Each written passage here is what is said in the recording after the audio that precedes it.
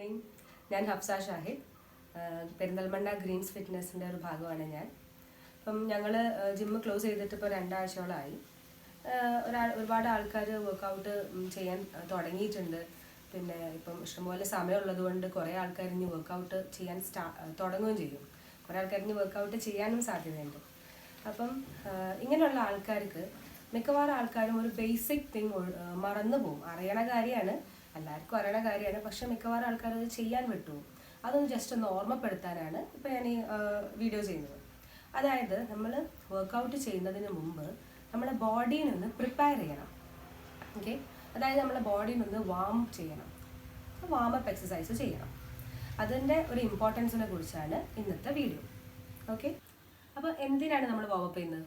ഞാൻ മുമ്പ് പറഞ്ഞ പോലെ തന്നെ നമ്മളെ ബോഡീനെ ഒന്ന് പ്രിപ്പയർ ചെയ്യുക, വർക്കൗട്ട് ചെയ്യാൻ ഒന്ന് പ്രിപ്പയർ ചെയ്യുക.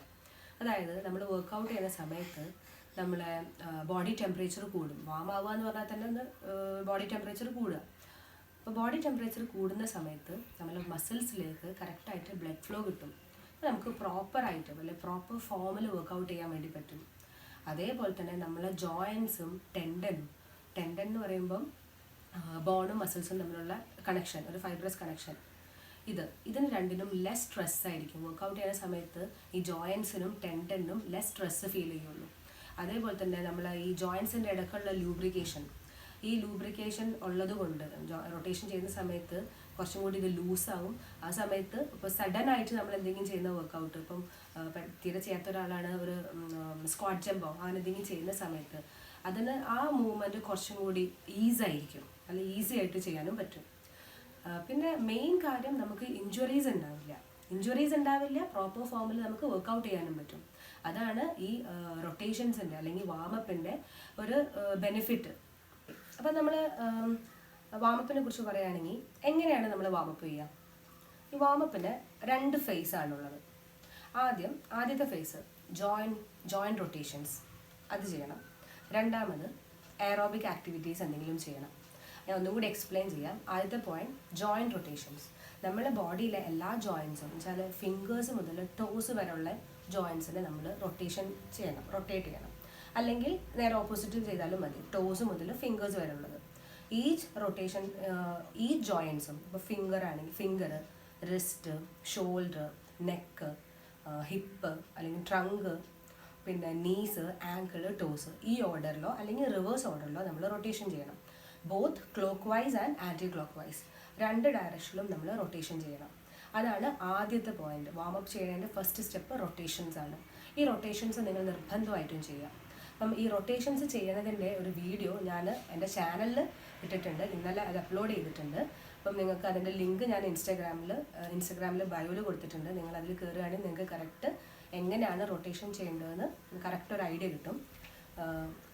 അതൊരു ഏകദേശം ഒരു 5 മിനിറ്റോളമുള്ളൊരു റൊട്ടേഷനാണ്. അത് നല്ല ബേസിക് റൊട്ടേഷൻസ് ആണ്. അത് നിങ്ങൾക്ക് എല്ലാവർക്കും സിമ്പിളായിട്ട് ചെയ്യാൻ പറ്റുന്ന റൊട്ടേഷനുമാണ്. രണ്ടാമത്തെ കാര്യം നമ്മൾ എയറോബിക് ആക്ടിവിറ്റി എന്ന് പറയുമ്പോൾ ഭയങ്കരമായിട്ടുള്ള ആക്ടിവിറ്റീസ് ഒന്നുമല്ല.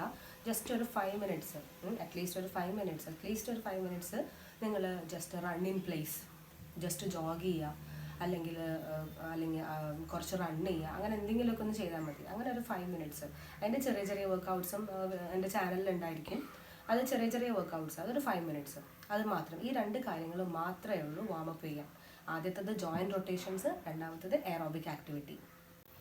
അപ്പം നിങ്ങളിനി വർക്കൗട്ട്, അത് ഏത് വർക്കൗട്ട് ആവട്ടെ, ഡാൻസ് വർക്കൗട്ടോ സുംബയോ പിന്നെ കളികളോ അങ്ങനെ എന്താണെങ്കിലും നിങ്ങൾ ആദ്യം ഈ വാമപ്പ് ചെയ്തതിന് ശേഷം മാത്രം വർക്കൗട്ട് ചെയ്യാം. അപ്പോൾ ഇഷ്ടംപോലെ സമയം നിങ്ങൾക്ക് ഉണ്ടാവും. അത് നല്ല രീതിയിൽ യൂട്ടിലൈസ് ചെയ്യാൻ നോക്കുക. അതായത് നമ്മൾ ഗവൺമെൻറ്റും മുഖ്യമന്ത്രിയൊക്കെ പറഞ്ഞതുപോലെ അത് നല്ല രീതിയിൽ യൂട്ടിലൈസ് ചെയ്യാൻ നോക്കുക. അതേപോലെ തന്നെ ഈ ഗവൺമെൻറ്റിൻ്റെ എല്ലാ നിർദ്ദേശങ്ങളും അനുസരിക്കാൻ നോക്കുക. മാക്സിമം പുറത്ത് പോവാണ്ട് അകത്ത് നിന്ന് തന്നെ എല്ലാ കാര്യങ്ങളും ചെയ്യാൻ നോക്കുക. അത്യാവശ്യ കാര്യങ്ങൾക്ക് മാത്രം പുറത്ത് പോവുക. നമ്മൾ എന്തായാലും ഇത് ഓവർകം ചെയ്യും. Be healthy, stay safe and stay home.